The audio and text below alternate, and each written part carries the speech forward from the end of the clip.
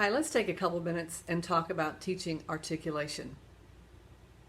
First of all, I want to say, if you encounter a piece in a method book that is out of place, that is, it presents an articulation that has not been introduced to the student, I just don't do that piece. Feel free to just skip it.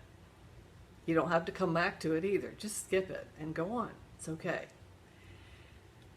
When we come to teaching articulation, I think there's a very carefully sequenced order that needs to be observed. I found it difficult to find that order in existing literature, so I put together a volume that walks through what I think is a good pedagogical sequence, using original piano pieces by the masters in their original form. I have published it, self-published it for 15 years and used it with my students to great success. All elementary students go through this book. It takes a while, but they get through it. And when they're finished with this book, they're ready for the wonderful collections that are out there. So here is the book. It's called Teaching Articulation, Classical Collection, and it's now available on Amazon. It starts at a reading level of simple counterpoint, to which is added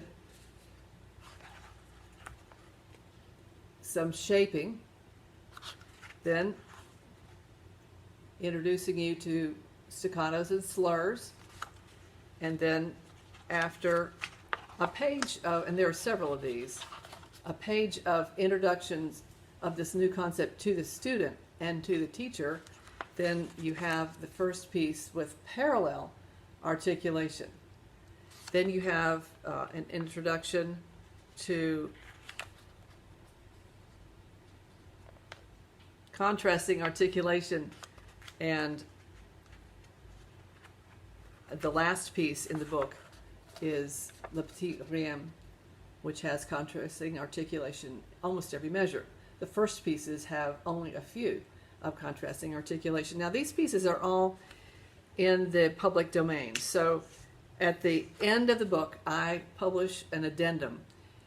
These pieces are contemporary, and I did not include them in here, but here is where you can find some pieces that correspond exactly to the concepts that are put in this book.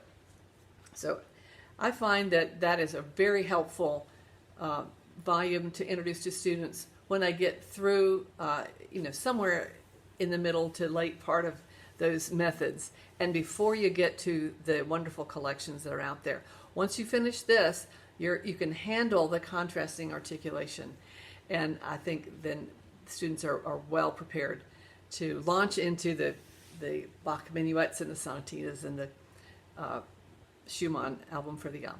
So hope that's helpful to you. I'll make sure this link's on the write-up today. See you next week. Bye-bye.